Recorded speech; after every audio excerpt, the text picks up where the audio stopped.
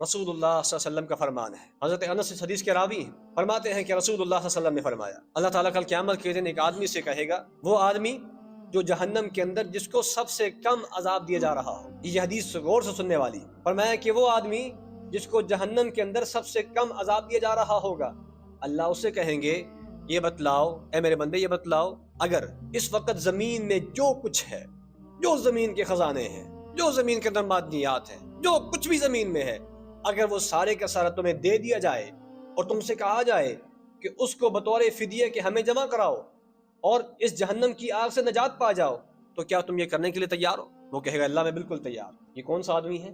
یہ وہ آدمی ہے جو جہنم میں سب سے کم عذاب دیا جا رہا ہے۔ ذرا سوچئے اس کا حال کیا ہوگا جو سب سے زیادہ عذاب دیا جا رہا ہے، اور اس کا حال کیا ہوگا جو درک الاسفل میں ہے، منافقین ہیں، جو جہنم کے سب سے نچلے گڑوں میں ہیں، کافروں سے بھی نیچے ہیں، ان کا حال کیا ہو؟ یہ سب سے کم درجے والے عذاب والے کا حال یہ ہے کہ جو کہہ رہا ہے کہ اللہ میں سارا کچھ پوری زمین دینے کو تیار ہوں۔ جو دنیا میں 1 روپیہ اللہ کے نام پہ نہیں دیتے تھے، وہاں کہیں گے اللہ میں سب کچھ دینے کو تیار ہوں۔ اللہ فرمائیں گے اے میرے بندے، میں نے دنیا میں اس سے بہت کم تر چیز کا سوال کیا تھا، ابھی تو پوری زمین دینے کو تیار ہے، ابھی تو سب کچھ لٹانے کو تیار ہے۔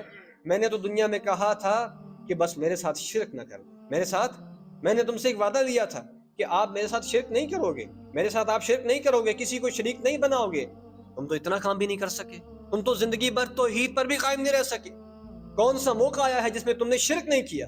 کون سی درگاہ ہے جہاں پہ جا کے تم نے سجدہ نہیں کیا؟ کون سا بت ہے جس کے سامنے تم کھڑے ہو کے تم نے حاجتیں نہیں مانگی؟ تم مجھے چھوڑ کے دوسروں کو پکارتے رہے ہو، جاؤ ان سے جا کے لے لو۔ انکم وما تعبدون من دون اللہ حسب جہنم انتم لہا واردون، فرمایا کہ تم بھی اور جن کی تم عبادت کرتے رہے وہ سب کے سب جہنم کی آگ کا ایندھن۔ تو سامعین محترم، یہ بات ذہن میں رہے کہ اللہ تعالیٰ نے احسانات کیے ہیں تو اللہ ان احسانات کا بدلہ ہم سے چاہتا ہے، اللہ ان احسانات کا بدلہ ہم سے چاہتا ہے، تو ہم کم از کم اتنا تو کر لیں کہ جو اللہ کی مرضی کے مطابق اپنی زندگی کو بنا، جس چیز سے اللہ نے رکنے کا حکم دیا اس سے رک جائیں، اور جو کہ اللہ نے کرنے کا حکم دیا وہ کرنا شروع ہو جائیں، بس یہی تو بات ہے۔